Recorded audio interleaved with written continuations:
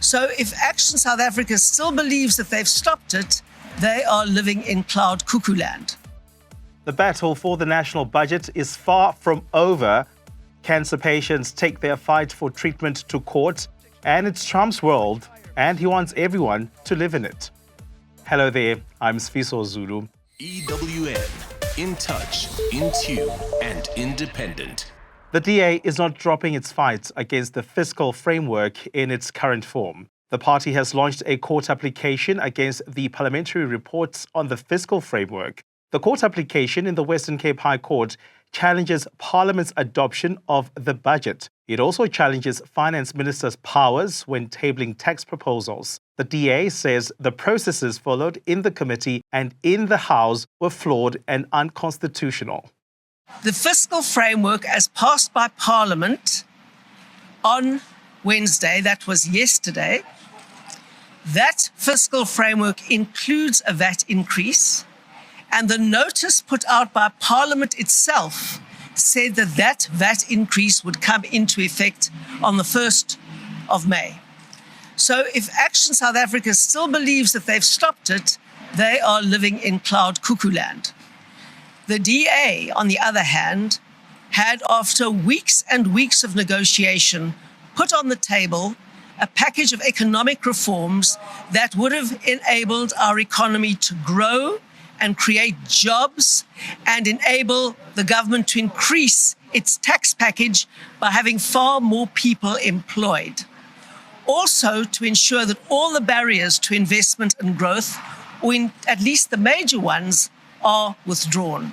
That was the DA's plan. And if you're wondering if the DA is staying in the GNU, well, Zille says the party's federal executive will meet later where any decisions on the way forward will be taken.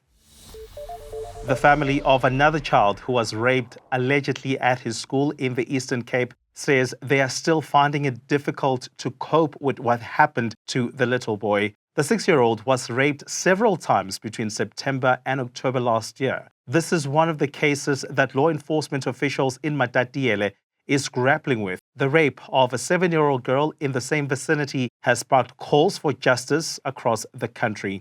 The little boy's grandmother has told EWN that the child was raped allegedly on the premises of an early childhood development center. Very late. Ndiphinde ngibuze futhi bathi same day ngibuze bona khona into kwamtacha emzimbeni wangisa ubuhlungu noba nguwaphi noba kunini ngingafuni ukuyibeka straight uba esikolweni yabo wathi umntwana ukhona then wathi one around kwabuya lanto ndabona ngipain I don't know but she wavela wambelela esicangweni kuhandle esicango wathi ukhona ndabuzwa ngubani wambiza negama ngabiza igama okay walibiza ke igama lo muntu lo owenze lonto then ke ngoku ndibuza ba ke wayichaza ukuthi wenza njani wathi wayeza toilet yena wabese ke mbamba emfaka eofisini then wamlalisa isiso ne then wamkhulula ke. You can watch the rest of this interview on ewn.co.za.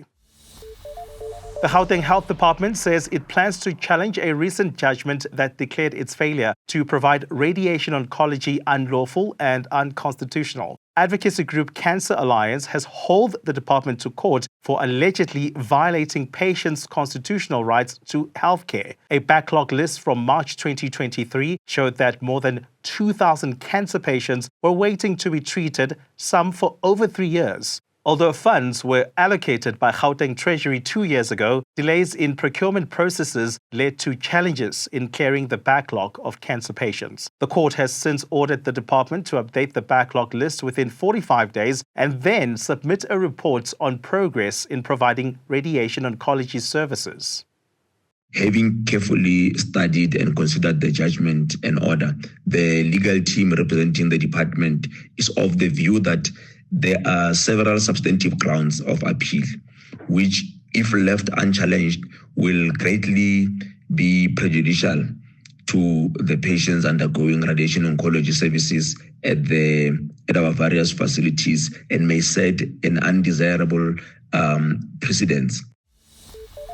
Temperatures are set to reach highs between 32 and 39 degrees in parts of the Cape Peninsula over the next few days. The South African Weather Service has issued an advisory for increased temperatures in the Cape Winelands, the West Coast and Cape Town. And this means there's an increased risk of wildfires. Residents have been warned to stay hydrated.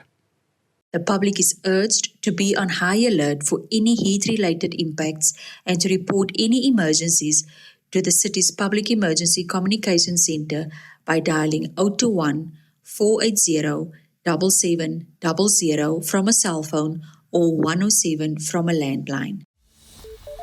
US President Donald Trump has announced global sweeping tariffs, saying it's payback for unfair trade policies. Trump slapped the 10% tariff on goods from most countries being imported into the US, with even higher rates for what he calls the worst offenders. South Africa has not been spared when Trump presented a giant cardboard chart detailing the tariffs in the White House Rose Garden.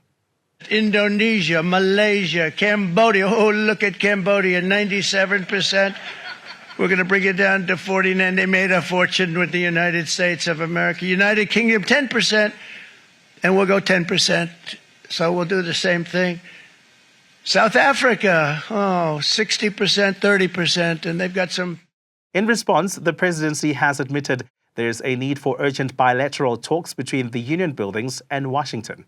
Unilaterally imposed and punitive tariffs are a concern and serve as a barrier to trade and shared prosperity. The tariffs affirm the urgency to negotiate a new bilateral and mutually beneficial trade agreement with the U.S. as an essential step to secure long-term trade certainty. And that's it from us. For more, you can go to the EWN app and the Prime Meter Plus app. Thank you for watching. EWN, in touch, in tune, and independent.